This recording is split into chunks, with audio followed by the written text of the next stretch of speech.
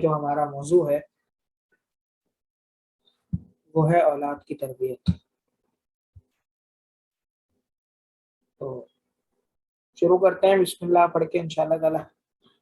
سر میں یہ ہوا کہ ٹائم 10:15 بجے تھا، کچھ گروپوں میں ٹائم جو ہے وہ 10:30 کا چلا دیا گیا. جو بھی ساتھی ہمارے آگے ہیں انشاءاللہ اس کو شروع کرتے ہیں. بسم اللہ الرحمن الرحیم. نحمده ونصلي ونسلم على رسوله الكريم اما بعد. اعوذ باللہ من الشیطان الرجیم. بسم اللہ الرحمن الرحیم.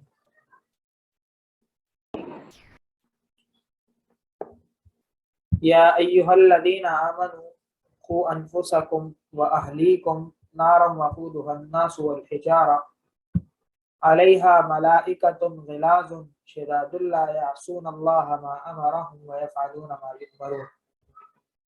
وقال تبارک وتعالی اذا مات ابن آدم انقطع عمله الا من ثلاث: علم ينتفع به او صدقۃ جاریہ او ولد صالح يدعو له او كما قال علیہ الصلاۃ والسلام.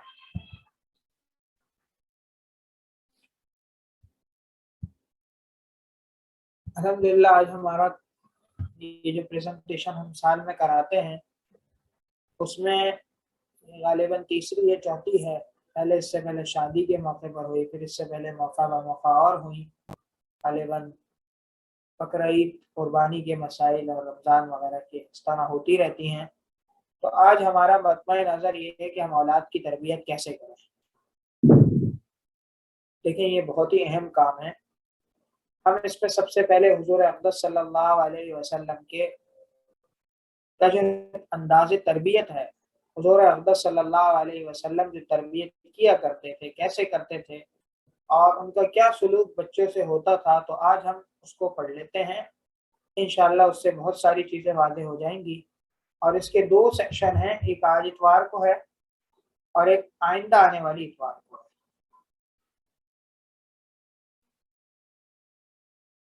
ٹھیک ہے جی. ہم آگے چلتے ہیں. دیکھیں اولاد یہ بہت بڑی نعمت ہے. اللہ جل شانہ نے اس کو اپنی نعمتوں میں ذکر فرمایا اور فرمایا کہ میں جس کو چاہوں لڑکے دوں، جس کو چاہوں لڑکیاں دوں، اور جس کو چاہوں لڑکے اور لڑکیاں دونوں دے دوں. او یزوجہم ذکرانا و اناسا ویجعل من یشاء عقیما. آواز آ رہی ہے؟ آواز آ رہی ہے؟ او یزوجہم ذکرانا و اناسا ویجعل من یشاء عقیما، کہ میں جس کو چاہوں لڑکے دوں، میں جس کو چاہوں لڑکیاں دوں، میں جس کو چاہوں لڑکے اور لڑکیاں دونوں دوں، اور میں جس کو چاہوں باز رکھوں.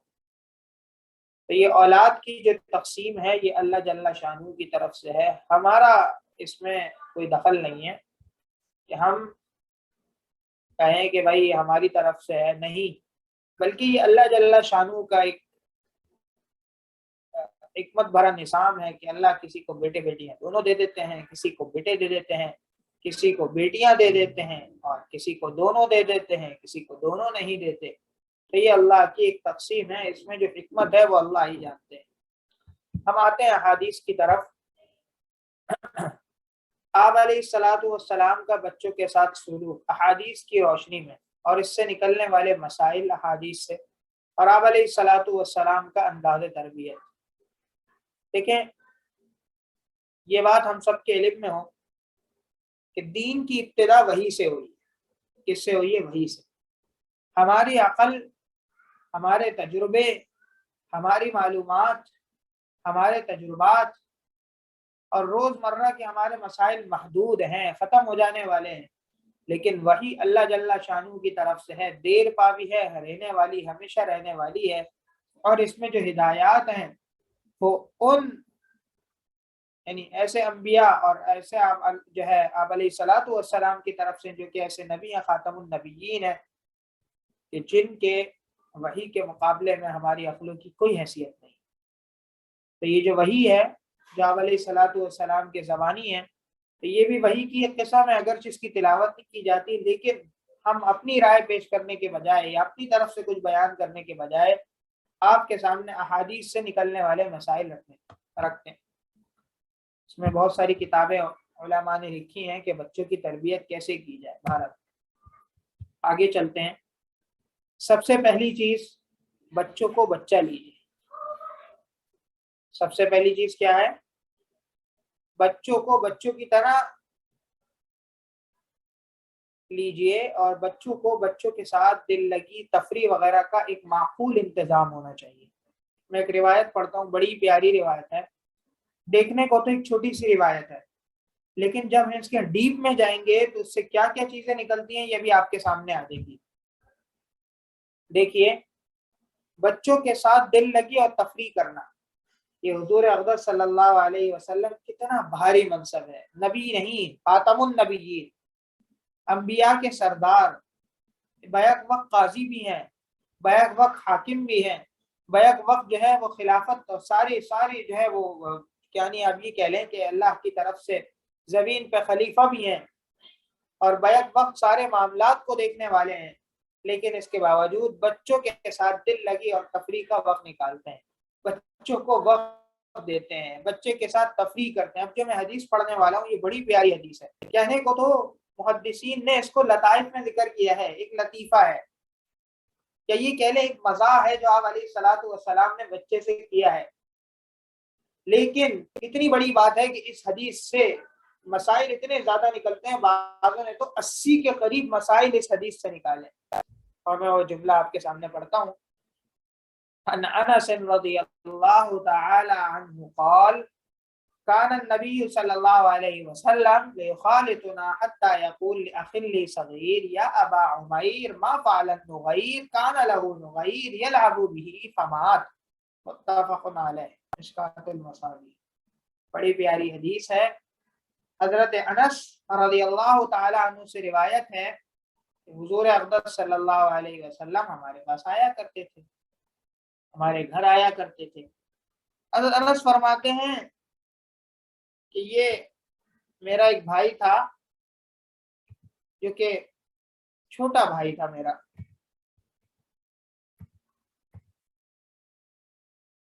میرا ایک بھائی تھا، یا ابا عمیر، یعنی ہم اس کو ابو عمیر کہتے تھے۔ تو آپ علیہ الصلوۃ والسلام نے اسے جملہ فرمایا یا ابا عمیر ما فعل النغیر۔ میں آپ کو بتاتا ہوں کہ اس حدیث کا پس منظر کیا ہے، بڑا عجیب پس منظر ہے۔ وہ یہ ہے کہ ایک بچہ تھا چھوٹا، یا ابا عمیر، بعضوں نے کہا کہ دودھ پینے کی عمر سے نکل گئے تھے، یعنی 2 سال عمر ہو چکی تھی، بعضوں نے کہا 2.5 سال عمر ہو چکی تھی، بہت چھوٹے بچے تھے، اور ان کے پاس ایک نغیر کہتے ہیں پرندے کو۔ محدثین نے لکھا ہے کہ یہ تو چڑیا جیسا ایک چھوٹا سا پرندہ تھا۔ تو آپ علیہ الصلوۃ والسلام نے فرمایا یا ابا عمیر ما فعل النغیر، یہ جب آپ علیہ الصلوۃ والسلام نے فرمایا، جب آپ علیہ الصلوۃ والسلام یہاں آئے اور آپ علیہ الصلوۃ والسلام نے دیکھا کہ ابو عمیر کا جو پرندہ ہے وہ موجود نہیں ہے، پتہ چلا، فرماتے ہیں کانا لہو نغیر، ان کے پاس ایک پرندہ تھا، یلعب بھی، جس کے ذریعے وہ کھیلا کرتے تھے، فماتا، وہ مر گیا تھا۔ اب بچہ جس چیز سے کھیلا کرتا تھا، جس پرندے سے دل لگی کیا کرتا تھا، وہ پرندہ مر گیا، تو آپ علیہ الصلوۃ والسلام نے اس سے ازرائے مزاح فرمایا یا ازرائے دل لگی فرمایا یا اس کے دل کو تسلی دینے کے لیے فرمایا یا ابا عمیر ما فعل النغیر، یہ ابو عمیر تمہارے پرندے کا کیا ہوا؟ تو بظاہر تو ایک مذاق ہے، یار ابو عمیر تمہارے پرندے کا کیا ہوا، وہ مر گیا، لیکن کہتے ہیں اس مذاق سے آپ علیہ، یہ جو مذاق، یہ جو حدیث ہے، اس سے تقریباً 80 کے قریب مسائل نکلتے ہیں۔ میں نے اس کا کچھ حوالہ یہاں پہ عربی میں نقل کیا ہے، اور یہ کس کا گھر تھا، کیا معاملات ہوا کرتے تھے، آپ علیہ الصلوۃ والسلام یہاں جو آیا کرتے تھے، یہ ساری چیزیں جو ہے وہ اس کے اندر جو ہے محدثین نے لکھی ہیں۔ بہرحال یہ میں نے آپ کے سامنے کھول دی ہے، جو حضرات عربی سمجھ سکتے ہیں تو وہ اس کو دیکھ سکتے ہیں کہ اس کے اندر کیا کیا اللہ جل شانہ کہ پیغمبر نبی کریم صلی اللہ علیہ وسلم ایک ایک کلمے سے کتنے کتنے نکات نکلتے ہیں. دیکھیں ذرا آپ اس کو، تھوڑا سا آپ اس نظر کو دیکھیں، کتنے زبردست اس کے اندر چیز.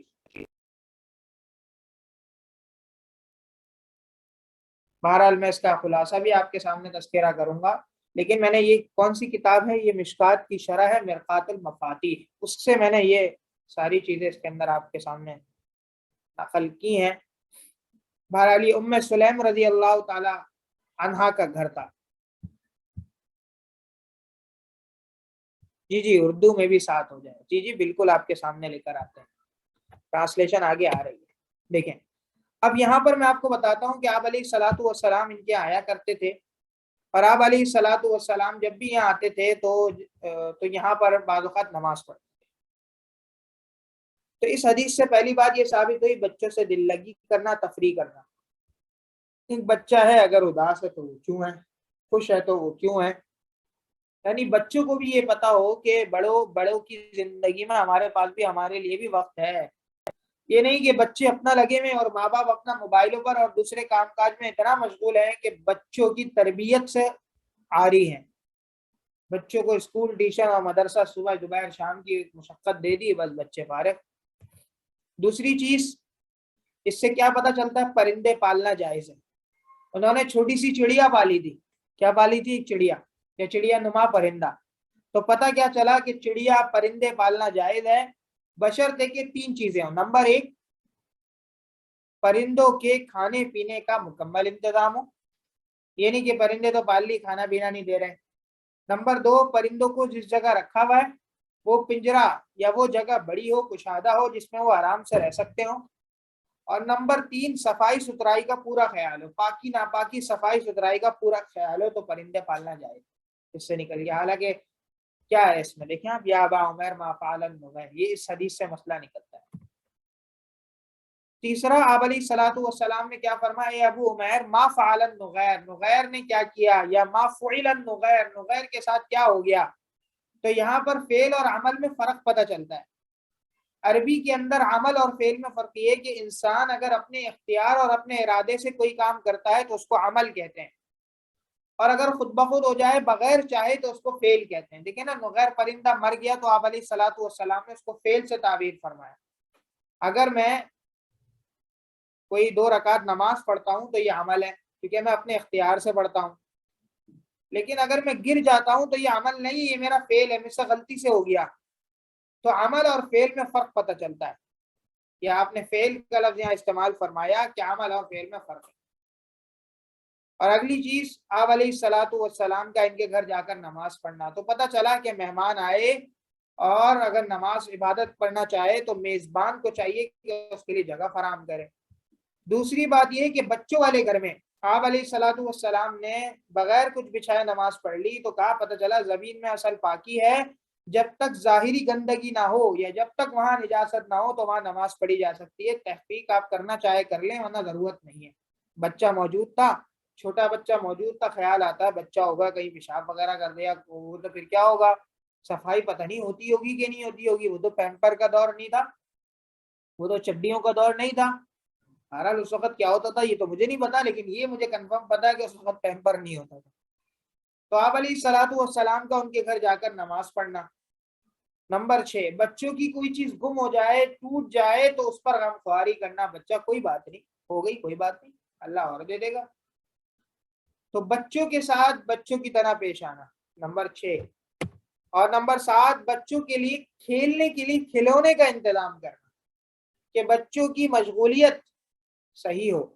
اب ایک پرندہ دے دیا، وہ پرندے سے کھیلا کرتے تھے، اس پرندے کو دانا ڈالا کرتے تھے، اس کی چھوٹا سا بچہ ہے حالانکہ، لیکن وہ کیا کھیل کود کا ایک انتظام ہو بچے کی مشغولیت کا. اس سے مسائل نکلتے ہیں. میں تو 80 کہا، میں تو 8 نقل کیے ہیں، 7-8.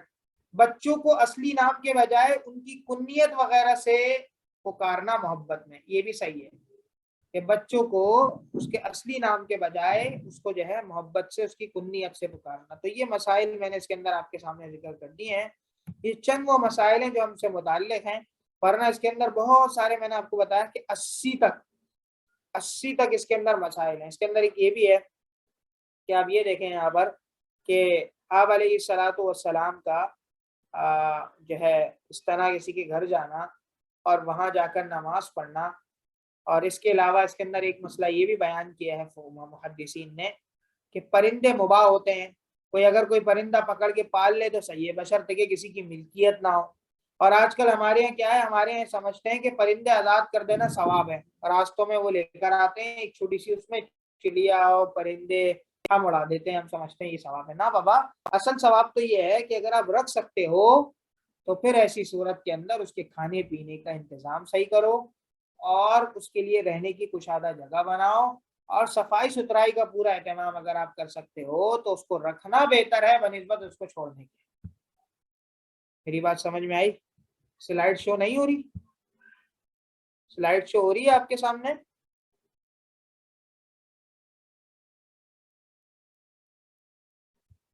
آواز آ رہی ہے سب کو؟ جی ہو رہی ہے, ٹھیک ہے. تو اس کے اندر اس میں کیا پتہ چلتا ہے, بچوں کو پرندوں سے کھیلنے کے لیے کچھ دینا, یا کم از کم بھائی بچوں کو یہ کوئی چیز دینا جس سے بچے کھیل سکیں. صحیح ہے جی. تو یہاں پر ایک اور بات فقہاء نے نکالی کہ مدینہ کے اندر مدینہ کے جو پرندے ہیں ان سے کھیلا جا سکتا ہے. اصل میں یہ مسئلہ یہاں سے نکلا کہ حرم کے جانور کو شکار نہیں کیا جا سکتا. ٹھیک ہے, تو ہمارے یہاں کیا ہے, بہرحال یہ کچھ مسائل تھے, اس سے میں آگے دوبارہ آتا ہوں. اس حدیث سے نکلنے والے فوائد ٹھیک ہے دیکھ لیں دوبارہ. بچوں سے دل لگی اور تفریح کرنا, بچوں کو وقت دینا. آج کل ہمارے پاس وقت نہیں ہے. پرندے پالنا جائز. فعل اور لفظ عمل میں فرق. عمل وہ ہوتا ہے جو انسان اپنے اختیار سے کرتا ہے, فعل وہ ہے جو خود بخود ہو گیا, ہمارا اختیار نہیں ہے. آپ علیہ الصلوۃ والسلام کا گھر جا کر نماز پڑھنا, اور جگہ کے بارے میں نہیں پوچھنا کون سی جگہ پاک ہے کون سی, جہاں مناسب لگا قبلے کی نشاندہی ہونے کے بعد نماز پڑھی. بچوں کی کوئی چیز گم ہو جائے ٹوٹ جائے تو اس پر غمخواری کرنا. بچوں کے لیے کھلونوں کا معقول انتظام کرنا. یہ نہیں موبائل دے دیا, یہ موبائل بڑا ہی خطرناک ہے, صحت کے لیے بھی مضر ہے. یہ تو جب ہے جب کہ وہ بچے صرف ایک محدود اس میں رہیں, لیکن آج کل انٹرنیٹ اور اس پہ آنے والے جو ایڈز ہوتے ہیں وہ صحیح نہیں ہیں, اس کی وجہ سے بچے کہاں سے کہاں پہنچ جاتے ہیں. اور بچوں کو اصلی نام کے بجائے ان کی کنیت وغیرہ سے محبت میں پکارنا. ان کا نام اصلی نام جو تھا وہ دوسرا تھا, لیکن آپ علیہ السلام ابو عمیر کہا کرتے تھے. تو گڑیا ہم کہتے ہیں, گڈا گڈی اس طرح کہہ دیتے ہیں محبت میں. آپ کے بھی ہوگا کوئی نام, بنیا عربی میں کہتے ہیں, یہ پیارے چھوٹے لڑکے. تو یہ 7-8 جو پوائنٹ ہمارے اس سے متعلق تھے کورس کے, وہ میں نے اس میں بتا دیا. میں نے آپ کو بتایا اس میں اور بھی اسی طریقے سے یا ابا عمیر ما فعل النغیر, ایک عربی اصطلاح ہے, اس کے اندر سجا بندی ہے. یعنی عمیر بھی راہ پہ ختم ہو رہا ہے, ما فعل النغیر بھی راہ پہ ختم ہو رہا ہے. ایک سجا بندی کہلاتی ہے, قافیہ بندی کہلاتی ہے, وزن شعری کہلاتا ہے. علیہ الصلوۃ والسلام سے ایسے جملے بعض اوقات صادر ہو جائے. دوسری چیز, بچوں کو شفقت سے دیکھنا, پیار کرنا اور گود میں اٹھانا. یہ حضور اقدس صلی اللہ علیہ وسلم کا عمل ہے. آپ کرتے ہوں گے لیکن کم از کم یہ سوچ کے کر لیں کہ یہ حضور صلی اللہ علیہ وسلم کی سنت ہے. میں حدیث پڑھتا ہوں, عن ابن بریدہ عن ابیہ رضی اللہ تعالی عنہ قال بین رسول اللہ صلی اللہ علیہ وسلم علی المنبر. فرماتے ہیں کہ آپ علیہ الصلوۃ والسلام منبر پہ تھے. یخطب, کیا کر رہے تھے؟ خطبہ دے رہے تھے, خطبہ ارشاد فرما رہے تھے. اذ اقبل الحسن والحسین علیہم الصلوۃ والسلام, کہتے ہیں کہ حضرت حسن اور حسین آ گئے. علیہما قمیصان احمرانی, صحابی فرماتے ہیں کہ دونوں سرخ رنگ کے کپڑے پہنے ہوئے تھے. یمشیانی, اور چلتے ہوئے آ رہے تھے. ویعصرانی, اور چلتے چلتے لڑک رہے تھے, جیسے بچے ہوتے ہیں نا, کبھی اٹھ رہے ہیں کبھی چل رہے ہیں کبھی گر رہے ہیں, جیسے نیا نیا چلنا سیکھ رہے ہوں. تو آپ علیہ الصلوۃ والسلام نے ان کو دیکھا, فنزلا, ممبر سے اترے, وحملہما, دونوں کو گود میں بٹھایا, فقال, فرمایا, صدق اللہ, اللہ نے سچ فرمایا, یہ تمہارے مال و اولاد تمہارے لیے آزمائش ہے. پھر کیا ہوا؟ فرماتے ہیں کہ آپ علیہ الصلوۃ والسلام دوبارہ ممبر پہ گئے اور ممبر پر جا کے فرمایا, رأیت ھذین یمشیان ویعصران فی قمیصہما کہ میں نے جب ان دونوں کو آتے دیکھا اور لڑکتے پڑکتے دیکھا، میرے پاس آ رہے ہیں اور گر رہے ہیں چلتے چلتے، فلم اصبر، تو مجھ سے صبر نہیں ہو سکا، یہاں تک کہ میں نے خطبہ روکا اور ان کو اٹھایا اور دوبارہ اپنا خطبہ شروع کر۔ خطبے کے دوران بھی آپ علیہ الصلوۃ والسلام کا شفقت سے دیکھنا، پیار کرنا، گود میں اٹھانا، یہ کیا ہے ثابت ہے؟ تو کوئی اس نہیں ایسے اگر بچوں کو شفقت کی نگاہ سے دیکھتا ہے کہ حضور کی سنت ہے، تو یہ کیا ہے؟ یہ اس پہ ثواب کی چیز ہے۔ دو باتیں ہو گئیں، تیسری بات دیکھیے، اس سے بھی یہی بات ثابت ہوتی ہے، سئل رسول اللہ صلی اللہ علیہ وسلم، آپ علیہ الصلوۃ والسلام سے پوچھا گیا کون سا گھر آپ کو زیادہ محبوب ہے؟ آپ نے فرمایا حسن اور حسین کا۔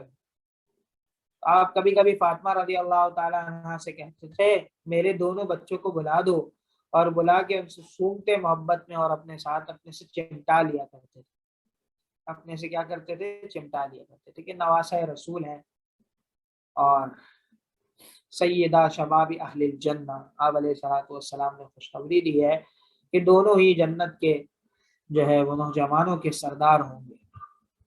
بچوں کو پیار کرنا رحمت کا سبب ہے۔ دیکھیے اگلی حدیث، وعن ابی ہریرہ رضی اللہ تعالی عنہ قال قبل رسول اللہ صلی اللہ علیہ وسلم الحسن بن علی وعنده الاقرع بن حابس، فرماتے ہیں ابو ہریرہ رضی اللہ تعالی عنہ سے روایت ہے کہ ایک دفعہ حضور اکرم صلی اللہ علیہ وسلم نے حسن بن علی رضی اللہ تعالی عنہ کو بوسہ دیا۔ وہاں اقرع ابن حابس بھی موجود تھے۔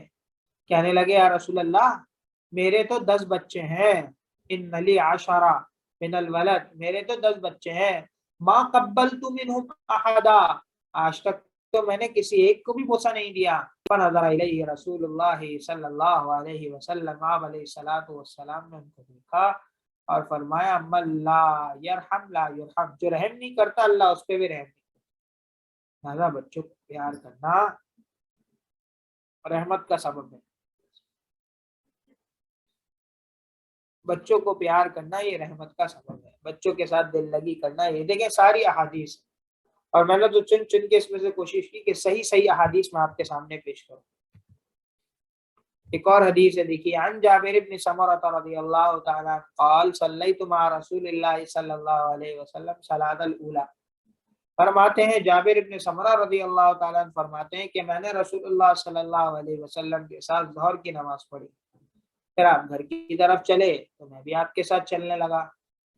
راستے میں کچھ لڑکے آپ کے منتظر تھے جو باری باری آپ کے پاس آتے، آپ بچوں کے گالوں پر ہاتھ پھیرتے، اور آپ علیہ الصلوۃ والسلام نے میرے گالوں پر بھی ہاتھ پھیرا، میرے چہرے پر بھی پیار کیا، تو مجھے آپ کے ہاتھوں کی ٹھنڈک اور خوشبو کو مجھے جو ہے آپ کے ہاتھوں کی ٹھنڈک، میں نے آپ کے ہاتھوں کی ٹھنڈک اور خوشبو کو پایا، اور ایسا لگ رہا تھا گویا کہ میں نے عطار کی تھیلی سے، یعنی عطار کہتے ہیں خوشبو والے کو، کہ میں نے خوشبو والے کی تھیلی سے ہاتھ نکالا ہے، اتنی خوشبو آ رہی تھی۔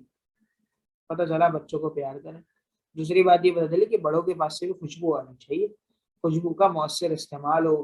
بہرحال وہ تو آپ علیہ السلام کی خصوصیت تھی کہ ان کے پسینے سے بھی خوشبو آیا کرتی تھی، تو خوشبو لگانا یہ سنت ہے، اور اس کے ساتھ ساتھ بچوں کو پیار کرنا بھی سنت ہے۔ آگے چلیے،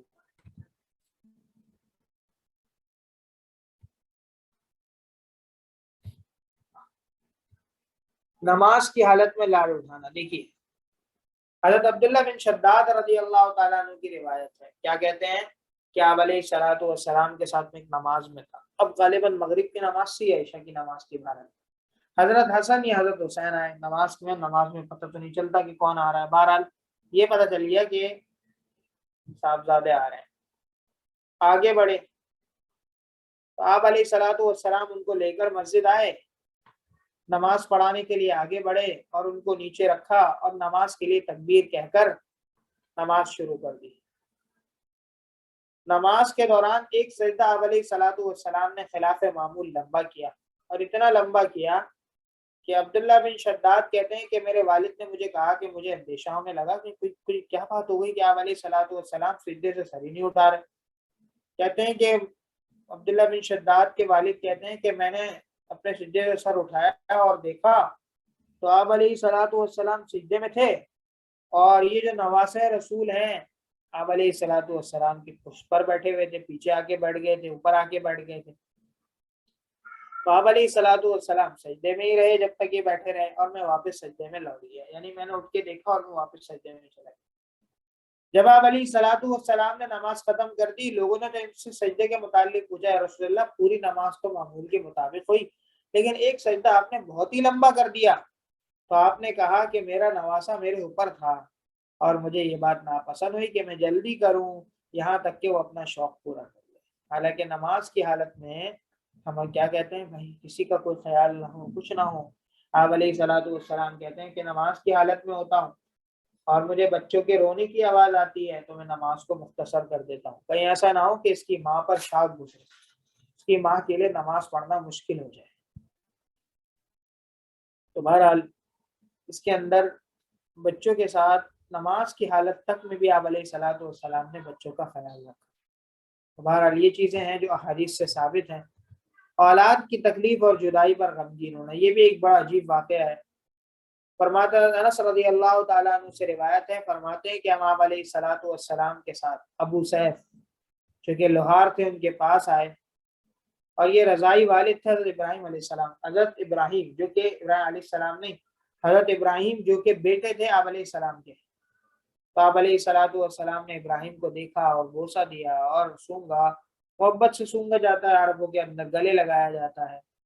فرماتے ہیں کہ جب دوبارہ آئے تو ہم نے دیکھا کہ ابراہیم کی سانسیں اکھڑ گئی، چھوٹے بچے تھے، بعضوں نے کہا 16، بعضوں نے کہا 17، بعضوں نے کہا 18 اس میں مہینے میں ان کی وفات ہوئی۔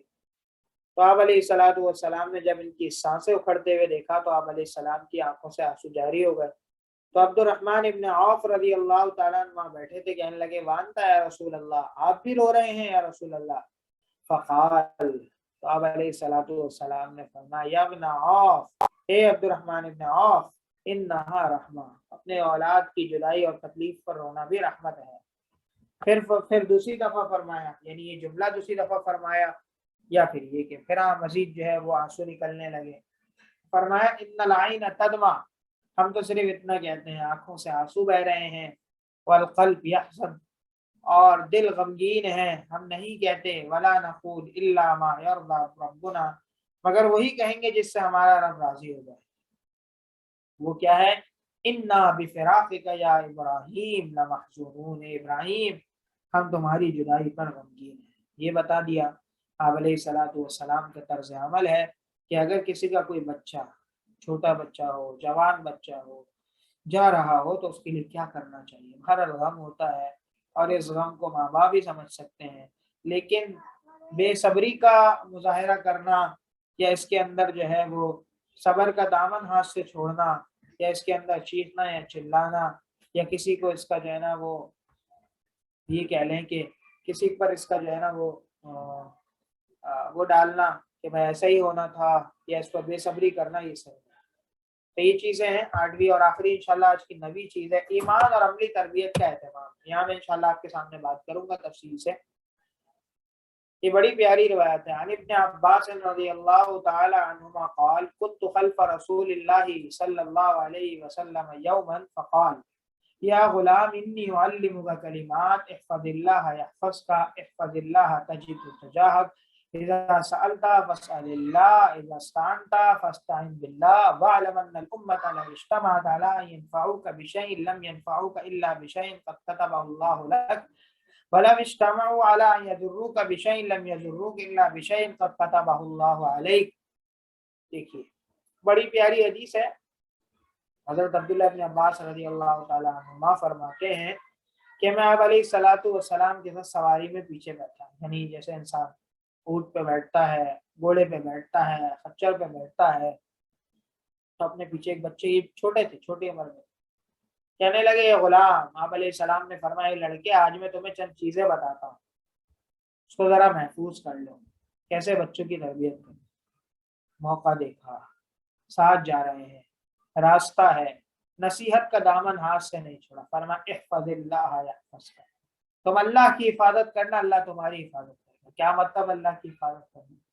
کہے بیٹا، اے لڑکے، اللہ کے حکام کی حفاظت کرنا، اللہ کے حکام کی حفاظت کرنا، اللہ تمہاری حفاظت کرے گا۔ احفظ اللہ، دوبارہ فرمایا احفظ اللہ تجد تجاہک، فرمایا کہ تم اللہ کے احکام کی حفاظت کرنا، تم اللہ کو اپنے سامنے پاؤ،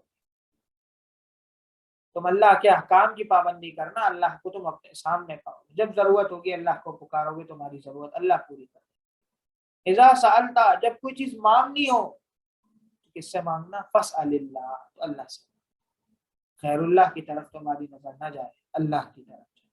وَإِذَا اسْتَعَنْتَ، اور جب تم مدد طلب کرو، فَاسْتَعِنْ بِاللَّهِ، تو مدد کس سے طلب کرنا؟ اللہ سے طلب، مدد کس سے طلب کرنا؟ اللہ سے طلب۔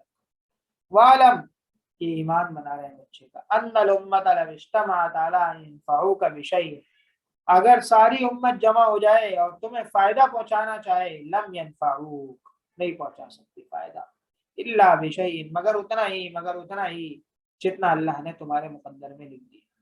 وَلَوِ اجْتَمَعُوا عَلَىٰ أَن يَضُرُّوكَ بِشَيْءٍ، فرماتے ہیں کہ اگر امت جمع ہو کے تمہیں نقصان پہنچانا چاہے، لم يضروک، تو تمہیں وہ نقصان نہیں دے سکتی، الا بشیء قد كتب اللہ علیک، مگر اس کا وہ نقصان جو اللہ نے تمہارے قسمت میں لکھ دیا۔ رفعت الاقلام، قلم اٹھا لیے گئے، وجفت الصحف، اور صحیفے خشک ہو چکے، وجفت الصحف، صحف صحیفے خشک ہو چکے۔ بہرحال یہ یہاں پر بڑی زبردست روایت ہے کہ آپ علیہ الصلوۃ والسلام بچوں کی تربیت فرما رہے ہیں، ان کے ایمان سے متعلق ان کو روزانہ تھوڑا تھوڑا بتا رہے ہیں، مناسب موقع دیکھ کر ان کو جو ہے وہ ہدایات دے رہے ہیں۔ اسی طرح ایک اور روایت میں آتا ہے، صحابی کھانے کے لیے بیٹھے، آپ علیہ الصلوۃ والسلام نے ہاتھ پکڑ لیا، کہا ادھر ادھر نہیں کرو، سم اللہ، جب کھانے بیٹھو تو اللہ کا نام لو، اور کل بیمینک، اپنے دائیں ہاتھ سے کھاؤ، کل مما یلیک، اور اپنے آگے سے کھاؤ۔ تھوڑی دیر بعد ایک اور آیا پیالہ، وہ سخن کہتے ہیں، بڑا پیالہ آیا، اب دیکھا آپ علیہ السلام کبھی یہاں سے کھجور لے رہے ہیں، کبھی یہاں سے لے رہے ہیں، کبھی یہاں سے، اب وہ جو بچے تھے وہ دیکھ رہے تھے کہ پہلے مجھے تو کہا اپنے آگے سے کھاؤ، ابھی آپ علیہ الصلوۃ والسلام کبھی یہاں سے کبھی یہاں سے کبھی یہاں سے لے رہے ہیں۔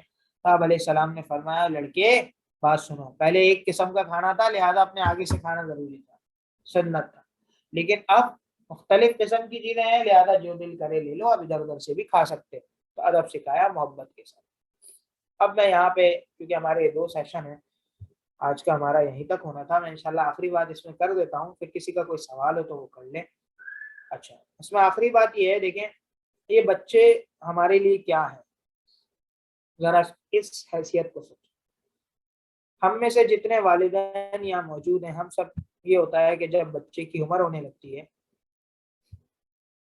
تو ہم یہ کہتے ہیں کہ بھائی اس کے لیے مناسب پڑھائی کا اہتمام ہو، مناسب جگہ پڑھے، اور جتنی پڑھائیاں ہیں دنیا کی، اس کا حاصل کیا ہے؟ میں آپ سے پوچھتا ہوں، اس کا حاصل صرف ایک ہی ہے، اچھی دنیا بن جائے، اور بچہ جو ہے وہ کیا ہو جائے، اچھی اس کی جو ہے نا وہ جاب لگ جائے، یا اچھی طرح کمانے لگ جائے، اس سے آگے کی ہماری سوچ ہے۔ لیکن حدیث میں کیا آتا ہے؟ حدیث میں یہ آتا ہے یا ایھا الذین، قرآن پاک میں کیا آتا ہے؟ یا ایھا الذین آمنوا قوا انفسکم واہلیکم نارا، اپنے آپ کو اپنے گھر والوں کو آگ سے بچاؤ۔ حدیث میں آتا ہے جب انسان مر جاتا ہے تو اس کا اعمال نامہ ختم ہو جاتا ہے، الا من ثلاث، مگر کتنے؟ 3 صورتوں میں۔ ایک صورت کیا ہے؟ او علم ينتفع به، کسی کو کوئی اچھی چیز سکھا دی اور وہ اس پہ عمل کرتا ہے، او صدقۃ جاریہ، یا کوئی صدقہ جاریہ چھوڑ کے چلے گئے، یا پھر ولد صالح یدعو له، یا ویسا بچہ جو ولد صالح ہو، نیک تربیت آپ نے اس کی کی ہو، جو آپ کے لیے دعائیں کرتا ہو، اصالے ثواب کرتا ہو۔ آج آپ کے یہ 30 تقریباً 30-35 ہمارے سامنے 35 کے قریب ہم یہاں پہ پارٹیسپیٹ ہیں اور شرکاء ہیں، ہم یہ تہیہ کر لیں کہ ہم نے اپنے بچے کو صرف اس نیت سے نہیں دیکھنا کہ ہمارے بچوں کی دنیا بن جائے، بلکہ والدین کی ذمہ داری ہے کہ ہمارے بچوں کی آخرت بھی بن جائے۔ اس کے لیے کیا ہوگا؟ اس کے لیے ہمیں فکر کرنا۔ ہم یہ چاہتے ہیں کہ ہمارے جانے کے بعد ہماری اولاد ہمارے لیے صدقہ جاریہ بنے، ہم اپنی اولاد کو ایسا علم دے کے جائیں کہ جس سے وہ اس کو فائدہ ہو دنیا اور آخرت۔ اور ایک اور بات میں یہاں آپ کو بتا دوں کہ دنیا مقدر سے ہے، دنیا کیا ہے؟ مقدر سے۔ لیکن یہاں پر کیا فرمایا؟ ساری دنیا مل کے تمہیں فائدہ دینا چاہے مگر نہیں دے سکتی، الا یہ کہ جو اللہ نے لکھ دیا۔ ساری دنیا مل کے نقصان دینا چاہے نہیں دے سکتی مگر یہ کہ جو اللہ نے دی ہے. لہذا دنیا مقدر سے، دنیا مقدر سے. جب تک آپ کا ایک ایک لقمہ پورا نہیں ہوتا آپ دنیا سے نہیں جاتے. جب ہے مقدر سے تو دنیا کے لیے اتنی محنت کرنے کے بجائے ہمیں اپنے بچے کے اندر آخرت کی طلب پیدا کریں کہ یہ بچے دین سیکھیں، قرآن سیکھیں، حدیث سیکھیں، اپنی آخرت کو بہتر کریں. اگر آپ نے اس زاویے سے سوچنا شروع کر دیا کہ بچے صرف ان بچوں کا مستقبل اچھا نہ ہو، دنیا کے اعتبار سے صرف یہ اچھا نہ ہو بلکہ ان کی آخرت بھی اچھی بن جائے. ماں باپ کہتے ہیں نا کہ یہ 20-25 سال 30 سال کی عمر میں شادی ہو جاتی ہے اور 33 سال میں کڑیل جوانی جو کہ 40-42 سال تک رہتی ہے، اس کے بعد زوال ہونا شروع ہو جاتا ہے. اپنی زندگی کا بہترین وقت، بہترین صلاحیتیں اپنے بچوں کے کیریئر پہ لگاتے ہیں کہ اچھا پڑھ لے گا، اچھا جو ہے وہ پڑھ لے گا. لیکن یہ سارا کیریئر کتنا ہوتا ہے؟ دنیا کا ہوتا ہے. لیکن اگر ہم اس کے ساتھ ساتھ بچوں کی دینی تربیت بھی کر دیں، اس کو تھوڑا سا جو اس کے لیے ضروری دینی احکام ہے وہ بھی اس کے اندر ہم اس کو شامل کر دیں، تو پھر کیا ہوگا؟ ہمارا بچہ ہمارے لیے صدقہ جاریہ بنے گا. ہم اس نیت سے ایک سورت اس کو یاد کرا دیں، بیٹا سو رہے ہو، چلو میں آپ کو ایک سورت یاد کرا دیتی ہوں، قل اعوذ برب الفلق ہے، قل اعوذ برب الناس ہے. چلیں آپ اس کو سنت طریقہ سونے کا سکھا دیں. آپ یہ کہو بیٹا کہ جب آپ سونے کے لیے بستر پہ لیٹو، جب آپ بستر پہ لیٹو تو کیا کرا کرو؟ آپ علیہ الصلوۃ والسلام کا ایسا مبارک عمل ہے کہ اگر کوئی کر لے، کیا فرمایا آپ علیہ السلام نے کہ جب آپ بستر پہ آؤ تو بستر کو جھاڑو، لیٹ جاؤ، دعا پڑھو، اور دعا پڑھنے کے بعد ایک دفعہ قل هو اللہ احد، ایک دفعہ قل اعوذ برب الفلق اور ایک دفعہ قل اعوذ برب الناس، یہ پڑھو، اپنے ہاتھوں پہ پھونکو اور اپنے بدن پہ لیٹے لیٹے جہاں تک ہاتھ جا رہا ہے وہاں تک پہنچا دو اور باقی جسم کی نیت کر کے پورے جسم پہ پھونک دو. تو کیا ہوگا؟ جادو، ٹونا، بد نظری اس سے حفاظت. آج ہمارے پاس خواتین، مرد کتنے میسج آتے ہیں، بھائی ہمارے بچے پہ نظر لگ گئی ہے، جادو ہو گیا. آپ علیہ الصلوۃ والسلام اس عمل کا اتنا اہتمام فرماتے تھے کہ جب مرض الموت کا عالم طاری ہوا، یعنی جس مرض میں آدمی کا انتقال ہوتا ہے اس کو مرض الموت، تو اتنی سخت نہیں تھی کہ وہ خود پڑھیں. کیا ہوتا تھا؟ اب حضرت عائشہ رضی اللہ تعالیٰ فرماتی ہے میں پڑھتی تھی تو آپ علیہ السلام کے میں نے ہاتھوں پہ پھونکا، آپ علیہ السلام نے جتنا ہو سکا اپنے بدن پہ پھیر لیا، تو اس سے کیا ہوا؟ حفاظت ہوگی. تو یہ کم از کم سونے کی دعا سکھا دیں، دودھ پینے کی دعا سکھا دیں، کھانے کی دعا سکھا دیں، بیت الخلاء جانے کی دعا سکھا دیں. بیت الخلاء کی دعا کا مطلب ہے جنات سے حفاظت، اور ہمارے یہاں تو اس چیز کو سکھاتے نہیں. اور سنت طریقے اگر اپنے بچوں کو چھوٹے چھوٹے سکھا دیے تو ہماری آخرت بن جائے گی. یہ بچے ہمارے لیے صرف دنیا کا وہ نہیں ہے خزانہ، یہ ہمارے لیے ہماری آخرت بنانے کے لیے بڑا خزانہ ہے. یہ ذخیرہ بن سکتے ہیں ہمارے لیے، ہماری آخرت کو اچھا کر سکتے. اس لیے بچوں کے ساتھ بچوں کی تربیت پہ ہمارا آج پہلا سیشن ہے، انشاءاللہ آگے چلتا ہوں. تو صرف اس نیت سے نہ سوچیں کہ اچھی ملازمت ہو رہی، اس نیت سے نہیں سوچیں کہ یہ ہمارا مستقبل ہے بالکل ہے، لیکن کیا ہم اس نیت سے بھی سوچتے ہیں کہ یہ ہمارے لیے آخرت کا ذریعہ بھی ہے، ہمارے لیے آخرت کا ذریعہ بھی ہے. جی میں آپ کو اپنی بات بتاتا ہوں. ہمارے استاد نے ہمیں بتائی تھی، اللہ معاف فرما دے ہمیں، کہ ایک بچہ تھا، لڑکا تھا، اس ایک والد نے اپنے یہاں، ہمارے پاکستان کی بات ہے، انہوں نے اس کو پڑھنے کے لیے بھیجا باہر ممالک، غالباً اس یونیورسٹی میں بھیجا تھا لندن کی. جب وہ پڑھ کے آیا، باپ کے انتقال پر اس کو بلایا گیا، وہ آیا تو مسجد کے باہر کھڑا ہو گیا اور امام صاحب سے کہنے لگا مجھے تو کوئی دعا ہی نہیں آتی نماز جنازہ کی. اللہ آپ ہی پڑھا دیں. اندر نہیں آ رہا. کیوں نہیں آ رہا؟ میں تو پاک ہی نہیں ہوں، میں کیسے کر لوں؟ میں تو پاک ہی نہیں ہوں. اور کیسے پاکی حاصل ہوتی ہے؟ آج تک تو میں نے سیکھا ہی نہیں ہے. ایسا نہ ہو ہمارے بچے ایسا نہ ہو. اگر آج ہم نے اپنے بچوں کی نسلوں کی حفاظت کے لیے یہ عمل کام نہیں کیے، فکر نہیں کی، تو خدا را اس کو آج سے شروع کریں گے سب انشاءاللہ تعالی. بہرحال ابھی میں نے تو صرف ابتدائی احادیث سے جو چیزیں نکلتی تھیں وہ آپ کے سامنے لے کر آیا. کریں گے انشاءاللہ تعالی. سب نیت کرتے ہیں؟ جی کریں گے کہ دنیا کے ساتھ ساتھ آخرت کا بھی فائدہ. یہ نیکیوں کا فائدہ جب ہمیں پتہ چلے گا جب ہماری آنکھیں بند ہو جائیں. حضرت شیخ الحدیث رحمۃ اللہ علیہ سہارنپور میں ہوا کرتے تھے، اور جتنے اکابر ہیں سارے وہیں کے ہیں. ایک شعر پڑھا کرتے تھے کہ بند کی میں نے آنکھیں تو کھل گئی میری آنکھیں، میں تمہیں کیا بتاؤں کہ مجھے کیا کیا نظر آیا. یہ کوئی عشقی اشعار نہیں ہے، یہ کہ جب میں قبر میں لیٹا اور میں نے آنکھیں بند کی، تصوراتی بات ہو رہی ہے، تو میں بتاؤں کیا کیا نظر آیا. اب اصل اعمال کھل کے سامنے آئے. اس لیے اپنے جانے والوں کو اصالے، ہم بھی تو کسی کی اولاد ہیں، کیا ہم اپنے ماں باپ کو، اپنے عزیز رشتہ داروں کو اصالے ثواب کرتے ہیں؟ روزانہ کی بنیاد پر ان کو ثواب پہنچاتے ہیں؟ تو اس کا اہتمام کریں گے نا انشاءاللہ. آگے چلیے. اب یہاں دیکھیے یہ ایک اور حدیث ہے، بڑی پیاری حدیث ہے کہ اگر شرارت کریں، بچے تو ہوتے ہی شرارتی ہیں، بچے نے کیا کسر چھوڑنی ہے؟ تو کسر چھوڑنی ہے. اب دیکھیں یہ بڑی پیاری حدیث ہے، میں اس کا انشاءاللہ آپ کے سامنے ترجمہ کرتا ہوں. فرماتے ہیں کنتو انا و غلام، یہ حضرت رافع رضی اللہ تعالیٰ عنہ سے روایت ہے. فرماتے ہیں میں اور میرے ساتھ ایک لڑکا اور تھا، ہم کیا کرتے تھے، انصار کے جو کھجوروں کے باغ تھے، ارمی نخل الانصار، ہم کیا کرتے تھے، پتھر مار مار کے ان کی کھجوریں گرایا کرتے تھے. فقیل للنبی صلی اللہ علیہ وسلم، آپ علیہ الصلوۃ والسلام سے ہماری شکایت کی گئی، ان ہا ہونا غلامن، یہاں کچھ لڑکے ہیں، یرمی نخلنا، جو ہمارے کیا کرتے ہیں، ہمارے درختوں کو پتھر مارتے ہیں، یا یوں کہا یرمن نخلا. فقال، تو فرماتے ہیں کہ مجھے آپ علیہ الصلوۃ والسلام کے پاس لایا گیا، مجھے پکڑ کے آپ علیہ السلام کے سامنے پیش کیا گیا. فقال، تو آپ علیہ السلام نے فرمایا، یا غلام، یہ لڑکے، درختوں پر پتھر مت مارو اور کھجوروں کو مت توڑو. قال، تو رافع فرماتے ہیں، رافع کہتے ہیں کہ مجھے بھوک لگی ہے، مجھے تو کھانا ہے، مجھے تو بھوک لگی ہے. تو آپ علیہ السلام نے دوبارہ فرمایا، اچھا تمہیں بھوک لگی ہے نا، تو تم درختوں پہ پتھر مار کے کھجور نہ توڑو، کل ما سقط، بلکہ وہ کھا جلو جو زمین پہ ویسے ہی گر گئے، اور وہ کھا سکتے ہو، البتہ درختوں سے نہ توڑو. تو آپ علیہ الصلوۃ والسلام نے ایک علاج بتایا، ومسح رأسہ، سر پہ شفقت سے ہاتھ پھیرا، اور اللہ بھی ان سے دعا کی، یا اللہ اس کے پیٹ کو بھر دے، اس کے پیٹ کو بھر دے، اس کے پیٹ کو بھر دے. تو اگر بچہ کوئی شرارت کرے تو اس کو محبت سے سمجھائیں، اور اس کے بعد اس کو جو ہے شفقت کا مظاہرہ کرتے ہوئے سمجھائیں، اور اس کے بعد دعا کریں، اللہ میں یہ چاہتا ہوں آپ بھی اس کے اندر میری مدد کریں. تو یہ ہے بچوں کی تربیت، یہ ہے بچوں کی تربیت. بہرحال تو آج ہمارا یہیں تک ہے انشاءاللہ تعالی، اور اب ہمارا وقت بھی تقریباً پورا ہو چکا ہے، 11 بجے تک کا ہمارا وقت تھا، اور باقی 10 منٹ کے سوال و جواب کی نشست ہے. کسی کو کوئی سوال کرنا ہے تو وہ کر لے. امید ہے کہ باتیں آپ کو سمجھ میں آ گئی ہوں گی، انشاءاللہ کچھ فائدہ بھی اس میں ہو گیا ہوگا. انشاءاللہ اگلی نشست غالباً اگلی اتوار کو ہے، یہ مینجمنٹ والے آپ کو بتا دیں گے انشاءاللہ.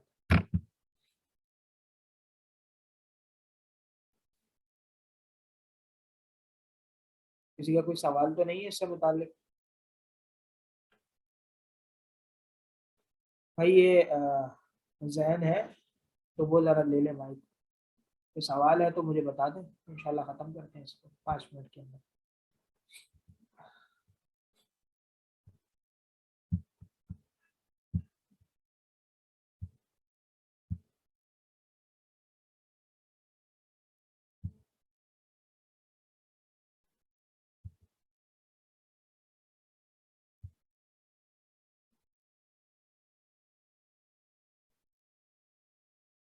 اچھا جی، سوال آ رہا ہے، بچے ضدی ہوں تو ایسے موقع پہ کیا کرنا چاہیے؟ بالکل آپ کو بتائیں گے انشاءاللہ اگلے سیشن میں، اس کا بھی آ جائے گا. جی آپ کا کیا سوال ہے، آپ پوچھ لیں. آئی ہیو اے کوسچن لکھا ہوا آ رہا ہے، کسی نے کچھ پوچھنا ہے تو بالکل پوچھ لیں.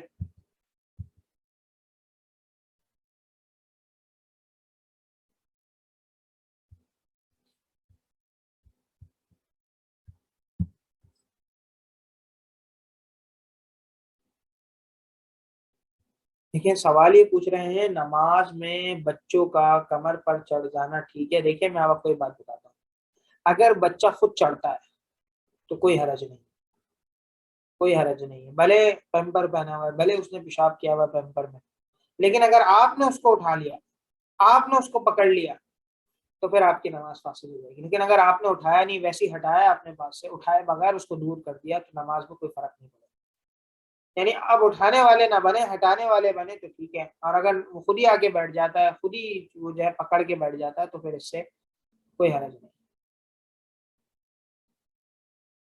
اچھا انہوں نے سوال کیا پرندوں کو پنجرے میں بند کر سکتے ہیں؟ بالکل کر سکتے ہیں، بشرطے کہ ان کے کھانے پینے کا انتظام ہو، پنجرا اس کا کھلا ہو، اور صفائی ستھرائی کا بھی کیا ہو، پورا پورا انتظام. ٹھیک ہے. اچھا جی.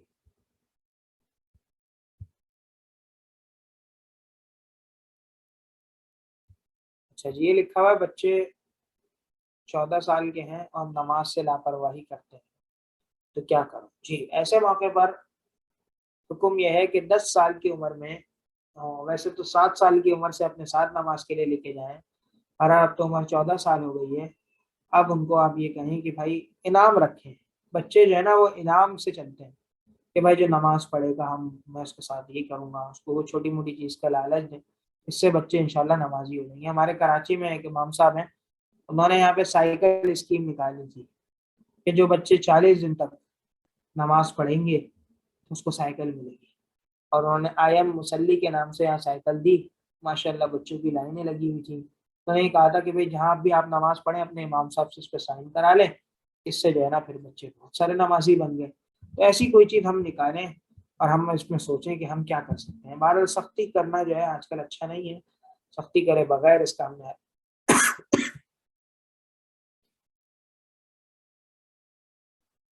اچھا انہوں نے سوال کیا ہے کہ آلسو مائی کائنڈ، یعنی ہمارے بچے جو ہیں وہ پرندے رکھنا، پرندوں سے کھیلنا چاہتے ہیں، بٹ میری مدر جو ہیں وہ کہتی ہیں الاؤڈ ناٹ الاؤڈ. نہیں ایسی بات نہیں ہے، اس کی اجازت ہے. ہاں ماں باپ کا حکم بھی اپنی جگہ پر ہے، لہذا اگر کبھی موقع ہو تو بچوں کو دلا دیا کریں. چوزے وغیرہ ہو گئے، پرندے ہو گئے، لیکن صفائی ستھرائی کے ساتھ، ٹھیک ہے. اور بتا دیں کہ ان کو اتنی اجازت ہے، انشاءاللہ مان جائیں گے. یہ حدیث بتا دیں انشاءاللہ مان جائیں گے. اچھا انہوں نے پوچھا ہے کہ 4 ایئر کا بچہ ہے، بہت ضدی ہے. ضد کے لیے ہمارے ہاں ایک وہ بتایا جاتا ہے معمول، انشاءاللہ میں آپ کو اگلی اس میں بتا دوں گا. ابھی پورا صحیح طرح میرے ذہن میں نہیں ہے. جو بات صحیح ذہن میں نہ ہو تو وہ بندہ کہتے کہ بھائی میں بعد میں بتا دوں گا.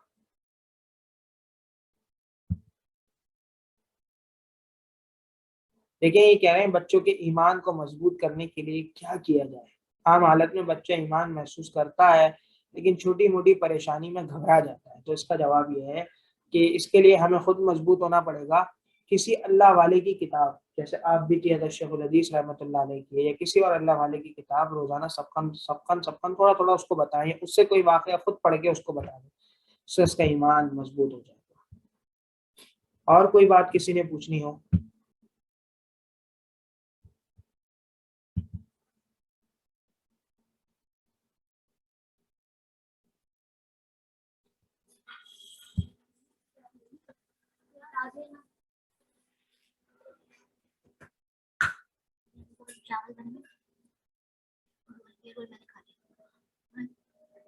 ہاں فرماتے ہیں کہ آپ ہاں ایسے موقع پر آپ اٹھ سکتے ہیں، بشرطے کہ بچہ اگر آپ اس کے ہٹنے کا انتظار کر لیں، اگر گرنے کا خطرہ ہو، اور اگر بچے کے اندر پکڑنے کی طاقت ہے، خود اپنی طاقت سے رکا ہوا ہے، تو آپ اٹھ سکتے ہیں آہستہ آہستہ کہ وہ اپنا کام کر لے، لیکن ہاتھ سے نہ پکڑیں. ٹھیک ہے چلیں ٹھیک. اور تو کوئی سوال نہیں ہے، بس ہم انشاءاللہ اس کو بس کرتے ہیں، ٹائم اصل میں ہمارا ہو گیا ہے مکمل. باقی اور کوئی سوال ہو تو پھر آپ گروپ میں کر لیجیے گا. امید ہے کہ یہ آپ کو انشاءاللہ سمجھ میں آئی ہوگی. اللہ جل شانہ ہمیں عمل کی توفیق عطا فرما دے. وآخر دعوانا الحمد للہ رب العالمین.